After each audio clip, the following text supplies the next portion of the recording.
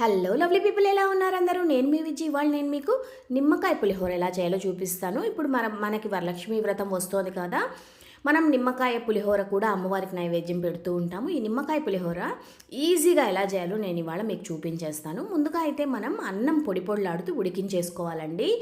ఒక గ్లాసు బియ్యానికి 2 గ్లాసులు నీళ్లు పోసుకొని చక్కగా ఉడికించుకొని అన్నం బాగా ఆరబెట్టేసుకోండి. ఇప్పుడు కడాయి వేడి చేసుకోండి. దీంట్లో ఒక 2 స్పూన్ల నూనె అయితే వేసుకోండి. దీంట్లో మనం ఫస్ట్ ఆవాలు వేసుకుంటున్నాము. తర్వాత ఒక గుప్పెడు వేరుశనగ పలుకులు. వేరుశనగ పప్పు ఎప్పుడైనా సరే కొంచెం వేగడానికి టైం పడుతుంది కాబట్టి ఫస్ట్ మనం వేరుశనగ పప్పు అయితే దీంట్లో వేసేసుకుంటున్నాము. ఒక 2 చెంచాలు వేరుశనగ పప్పు వేసేసుకోండి. ఈ వేరుశనగ పప్పు కొంచెం వేగాక మనం దీంట్లో మామూలుగా వేసుకుంటాం కదా, శనగపప్పు, మినప్పప్పు, తర్వాత జీడిపప్పు కూడా వేసుకోండి, చాలా బాగుంటుంది. ఈ వేరుశనగపప్పు కొంచెం వేగాలి. వేగిన తర్వాత మనం మిగతా పోపు సామాన్లన్నీ వేసేసుకుందాం. ఇప్పుడు దీంట్లో జీడిపప్పు ముక్కలు వేసేసుకున్నాను. బాగా ఒక 4 నుంచి 5 జీడిపప్పు పలుకులు వేసేసుకున్నాను. జీడిపప్పు కూడా బాగా వేయించుకోండి. కొంచెం దూరగా మంచి కలర్ వచ్చాక దీంట్లో శనగపప్పు వేసుకోండి. శనగపప్పు బాగా 1 స్పూన్ వేసుకోండి. ఇప్పుడు ఇవి బాగా దూరగా వేగాలి. మనకి ఎప్పుడైనా సరే పులిహోరలు ఇలాంటివి చేసేటప్పుడు పోపు మాడిపోకుండా మనం చూసుకోవాలండి. స్టవ్ అయితే మీడియం ఫ్లేమ్లో పెట్టుకోండి. ఇప్పుడు ఇవి కొంచెం వేగాయి అనిపించగానే మనం స్టవ్ సిమ్లో పెట్టేసి తర్వాత దీంట్లో మనం ఇంగువ వేసుకోవాలి. తర్వాత ఎండుమిరపకాయలు, పచ్చిమిరపకాయలు వేసుకోవాలి. పచ్చిమిరపకాయలు సన్నగా తరిగి వేసుకోండి.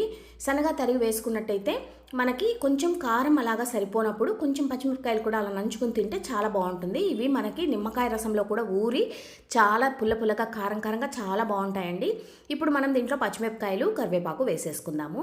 ఎండుమిరపకాయలు కూడా ఒక 4 వేసుకోండి. వేసుకున్న తర్వాత దీంట్లో రుచికి సరిపడా ఉప్పు వేసుకోవాలి.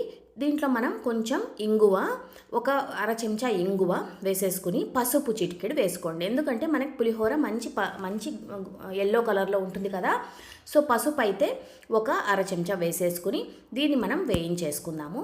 బాగా వేయించేసుకున్న తర్వాత దీంట్లో నేను ఆల్రెడీ ఏం చేశానంటే 2 నిమ్మకాయలు అయితే రసం తీసి పెట్టుకున్నాను. మనకి 4 మనుషులకు సరిపోవడానికైతే 2 నిమ్మకాయల రసం అయితే సరిపోతుందండి. మీరు ఎంత క్వాంటిటీ చేస్తున్నారో అంత క్వాంటిటీకి తగ్గట్టు మీరు నిమ్మరసం అయితే తీసి పెట్టుకోవాలి. దాంట్లో గింజలు లేకుండా బాగా నీట్గా నిమ్మరసం పిండి రెడీ చేసి పెట్టేసుకోండి. ఇప్పుడు మనకి పోపు బాగా వేగిపోయింది. స్టవ్ ఆపేయండి. మనం దీంట్లో నిమ్మరసం వేసేటప్పుడు స్టవ్ అయితే ఆన్లో ఉండకూడదు. నిమ్మరసం వేసాక కొంచెం చేదు వచ్చేస్తుంది. స్టవ్ ఆఫ్ చేసిన తర్వాతే మనం నిమ్మకాయ రసం వేసుకోవాలి. ఇప్పుడు పోపు చక్కగా వేగిపోయింది, మంచి రంగు వచ్చేసింది. ఇప్పుడు మనం స్టవ్ ఆపేద్దాం. నేను 2 నిమ్మకాయల రసం తీసి పెట్టుకున్నానని చెప్పాను కదా, అది దీంట్లో ఇప్పుడు పోసేసాను. పోసేసిన తర్వాత రుచికి సరిపడా ఉప్పు కూడా వేసేసుకుందాం. వేసుకున్న తర్వాత ఈ పోపు, ఈ నిమ్మరసం, ఉప్పు, పచ్చిమిరపకాయలు అన్నీ కలిసి బాగా కొంచెం సేపు అలా వదిలేయండి.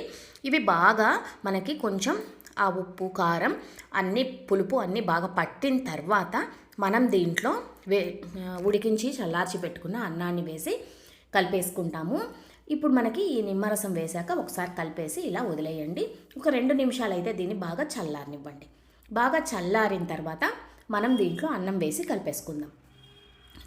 నిమ్మకాయ పులిహోర ఏంటంటే మనకి కావాలంటే కొంచెం పచ్చి కొబ్బరి తురుము కూడా వేసుకోవచ్చు. వేసుకుంటే ఇంకా కమ్మగా ఉంటుంది. జనరల్గా కొంచెం సాయంత్రం వరకు ఉండాలనుకుంటే పచ్చి కొబ్బరి తురుము వేస్తే కొంచెం మనకి తొందరగా చెడిపోయే అవకాశాలు ఉన్నాయి. ఇలా మనం ఎక్కడికైనా ట్రావెల్కి అలా తీసుకుని వెళ్ళాలనుకున్నప్పుడు మాత్రం పచ్చి కొబ్బరి తురుము వేసుకోకండి. దేవుడికి నైవేద్యం పెట్టుకోవడానికి మనం మధ్యాహ్నం అయిపోతుంది తినేస్తాం అనుకున్నట్టయితే పచ్చి కొబ్బరి తురుము కూడా మీరు వేసుకోవచ్చు. ఇప్పుడు అన్నం మొత్తం వేసి కలిపేసుకున్న తర్వాత సన్నగా తరిగిన కొత్తిమీర అలా పైన దండిగా చల్లేసుకోండి. అంతే, మీ నిమ్మకాయ పులిహోర రెడీ అయిపోయింది. తప్పకుండా ట్రై చేయండి, చాలా టేస్టీగా ఉంటుంది. నెక్స్ట్ వీడియోలో కలుస్తూ ఉంటా. మీ విజీ.